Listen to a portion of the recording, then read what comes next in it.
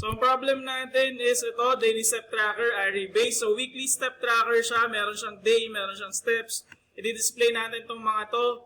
We can opt in dun sa hindi na user initiated. So, ang gagawin na lang natin is magde-declare tayo ng array natin, which is int steps. So, ito yung una na majority sa inyo malamang ay nagawa. So, buti na lang. So, yung mga values na nakalagay dito is 8,500. Dito pa ako nagtagal. So, 10,200. Sige pa sabi nga ng values. 78. 75. Ah, sorry. 11,5. 92.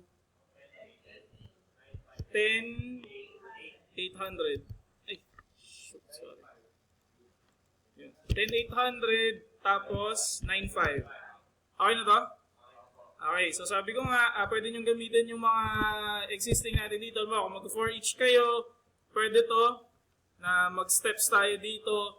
Tapos gawin natin SOUT, tab, lagay lang natin dito yung steps kung gusto nating makita yung step niya. So display natin, output siya dapat dito sa left side. So ayan, so, lumalabas yung mga output natin.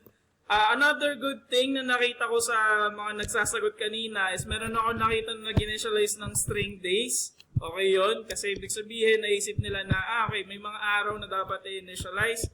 So ito yung Monday, Tuesday, tapos yung Wednesday. So sabi ko dun sa iba, meron kasi mga nag-initialize walang double quote. Guys, dahil string yung variable natin, kailangan naka-double quote pa rin tayo. Kasi array siya, pero ano pa din siya?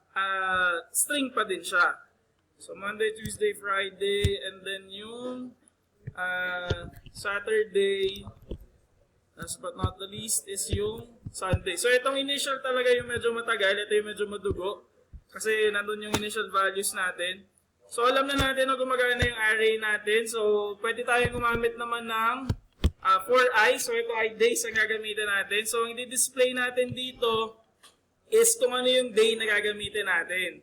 So pwede tayo ditong alasing ko to, SOUT tab. So ilagay natin dito yung days.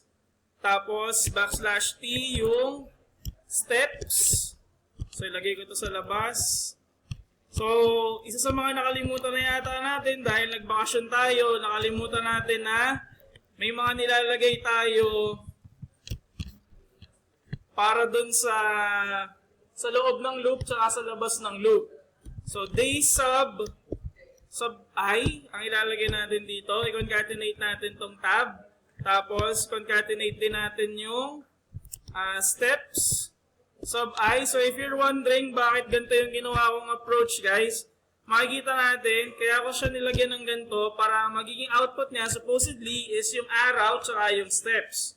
So kaya siya nakaganon. So, nakatab lang guys, nakatab. And then, next natin, so ayan, nagdi-display na yung ano natin, initial natin na data. So, ano yung kailangan nating sunod na kuhanin? So, next na kailangan nating kuhanin is yung total steps. So, kagaya nung dati, ganun pa rin naman yung total steps. Magde-declare lang tayo dito ng container natin. So, in total steps equals 0 kasi gagawin natin siyang accumulator pattern. So, ilalagay lang natin yung dating yun ang ginagawa. Total steps plus equals, pero hindi pwedeng steps lang. Kailangan nang ilagay natin dito is yung step sub I. Ibig sabihin nito, kada ikot, bawat value na nandito, yung 8, 5, 10, 2, 7, 8, lahat yun, i-compute natin sa total. And ayaw nating i-display yung total dun sa loob ng loop. Kailangan natin siyang i-display sa labas. Kaya dito natin ilalagay yung total steps sa labas ng ating loop. So dito natin siya ilagay. Total steps. So, check ulit natin. So, again, unti-unti yung sinusolve natin. Total steps, nandito na siya. Okay, so nandito siya, total steps. Next naman natin is yung average. So, based sa problem, okay na tayo dito sa total. Dito na tayo sa average.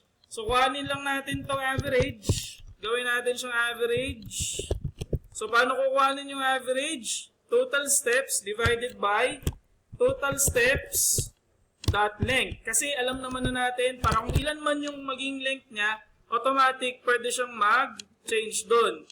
So ito ay hindi pwedeng i-dereference. Okay, so nasa na yun? In total So, lagay natin. Kasi as a process kasi siya. Yaw niya. Bakit? Sige. Moving on. Wait lang. Lagay ko muna yung 7. Babalikan ko tang length. So, gawin ko tong 7.0 kung gusto natin isama yung mismong point. So, kaya merong 96.42 na nandoon. So, pwede rin natin itong i-change. Gawin natin siyang printf. Tapos, gagawin ko dito na ito ay %.2f %.2f. Tapos, ilalagay ko lang dito na comma. So, parang lalabas sa kanya is 9,642.86. So, lagyan natin ng \n. So far, dito sa output natin, meron na tayong total, meron na tayong highest, meron na tayong lowest. Meron ba ilang minuto? Next natin dito, so again, nasa single loop pa lang tayo. Ang isang pwede nating hanapin dito is yung highest, lowest natin. Ngayon, pwede tayo mag-declare dito ng int, highest, tsaka yung lowest, ilalagay ko na rin dito. Pero sila ay initialize natin ng value ng 0. Pero pwede rin hindi. Dito sa approach na gagawin ko. Pwede kayong mag-if I equals 0. Ibig sabihin, kaunahang value to. So, iset nyo na dito si highest equals si steps sub I. Tapos, ganun din, dito nyo na rin isiset ngayon si lowest. So, ang logic nito is yung kaunahan natin na value, siya yung magsisilbing highest and lowest at the same time. Tapos, yung lowest natin dito, i-compare na lang natin siya later on. So, dahil meron na tayong highest, lowest initial value, pwede na tayong mag-create para dito sa highest natin. So, yung highest natin is, if yung steps sub I is greater than dun sa highest, ibig sabihin, siya yung ipapalit natin as our highest. Highest equals steps sub I. So, yun na yung kapalit niyan. Tapos, ang next na kukuhanin natin is yung lowest naman. So, if yung step sub I is lower or less than dun sa lowest natin, so yung lowest natin would be si step sub I. So, display lang muna natin kung makikita ba natin yung lowest natin tsaka yung highest natin. So, this is minus the day. Wala pa yung day dito. So, highest. So, isama na rin natin yung lowest. So, take note, lahat ng to ay ginagawa sa labas ng loop. Kasi tapos na yung loop. Ang processing lang natin yung nasa loob ng loop. So, ito ay lowest. So, makikita natin, ito yung highest, and then ito yung lowest. Tama ba? 7, 8, saka ano. Okay, so ito yung highest. Next natin, guys, is yung day. So ngayon, ang kailangan nating isama dito is ano ba yung araw na meron tayong highest daily steps. So paano nyo malalaman kung ano yung highest natin or yung lowest natin na values? So ito yun, dito tayo magbe-base kay highest tsaka kay lowest. So depende sa inyo kung ano yung gusto nyong approach. Pero kung ako, pwede ko siyang gawin na halimbawa int h-index saka L-index para sa lowest saka sa highest index. So, ang mangyayari dito, pagka nag-initialize tayo, ang H-index natin is equals yung I.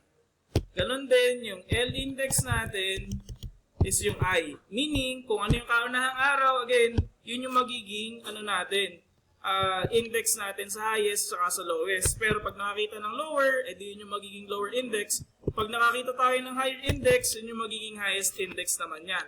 And if you want to show yung day, concatenate natin dito, yung day na gusto nating palabasin will be dependent dun sa day. So ito ay, kalagay lang natin to, then concatenate natin to.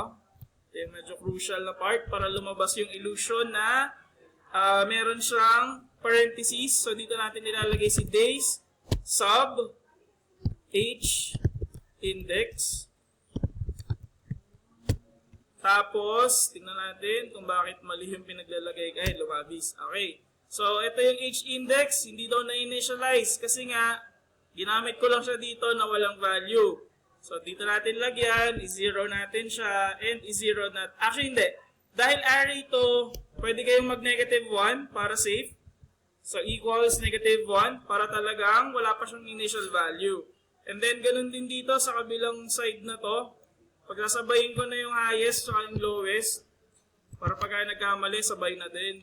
So, ito is lowest index. So, try natin. So, nakalagay na dito yung Thursday, so yung Wednesday. So, again, ang logic lang naman natin dito, guys. Nung nakita niya yung highest steps ng 11.5, nakuha niya yung 0, 1, 2, 3. So, ang value ng H index is 3. Ang value naman ng lowest index natin is 2. Kaya yun yung mga nakalagay dyan na values natin. Okay. So, meron tayong highest, meron tayong lowest. Ang missing part na lang natin is yung goal check natin na 10,000 steps a day. So, ang pwede natin gawin dun is dito natin siya ilagay. Separate na yung gagamitin ko sa kanya, guys, kasi for I. Right. So, ang gagamitin ko naman dito is yung days.length. Though wala namang issue. Pwedeng days, pwedeng yung steps yung gamitin ko. Para mas consistent, dito ako sa steps pala kukuha. So, ang gagawin lang natin dito, if take note, yung steps saka yung days is magkatapat. Kaya hindi nyo pwedeng isort yung isa. Pag sinort nyo yung isa, may iwan yung kabilang array. So, if yung days sub I, steps pala. If yung steps sub I is greater than 10,000, anong mangyayari? Anong i-output natin? SOUT, 1,000. Ito, 10,000. Thank you. Ilalagay natin dito, ano naman nakasulat doon, output. Monday, Tuesday. Okay, so ilalagay natin yung days. So, lagay natin dito si days sub I. Concatenate natin yung colon. May 3 minutes na lang ako. Concatenate naman natin yung steps. Ang nakalagay pala dito ay kung pass or fail. Mali. Sige, eto ba? Para mas mahirap sa buhay. Wag na. Sige, dito na nga lang. Days. If it's greater than or equal, dun sa 10,000 ang ilalagay natin, gawin ko na lang tong goal met. So goal met. Meron pang shorter version ba? Wait lang. Inahabol ko lang na matapos yung code natin. So goal met. Tapos, and else, kung hindi siya, ayan. Okay, so, baka lang nakalimutan natin, wala namang kaso kung meron or wala, pero lalagyan ko na rin para consistent tayo. So, lagay natin dito, SOUT tab, yung day sub I is pwedeng ilagay dito yung, ano ba? 2 minutes na lang. Okay, day sub I, ito ay below goal. Okay, below goal pala yung nasulat. Below goal. So, try natin. Ayan. So, below goal, goal met, below goal, goal met, below goal, goal met, and then below goal. So, yun na yung lahat ng mga values na nandun sa kanya. Okay. So, yun na yung lahat ng yun. Kung i-shorten ko to,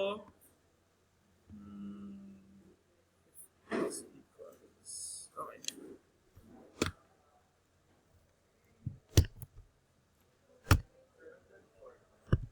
Ano na? Saan? Dito? Para i-display tong mga to ng paulit-ulit yung Monday, Tuesday, Wednesday. So kaya siya naka-4. Saan umabot? Goals, days, below goal. Wait lang. String result equals steps of I question mark goal below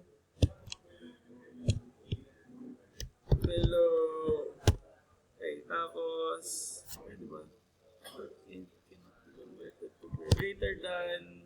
Greater than or equal to 10,000. So ito yung isang version, guys, na shorter. Kung nasa 4 pa rin siya, pero dito ko siya ilalagay as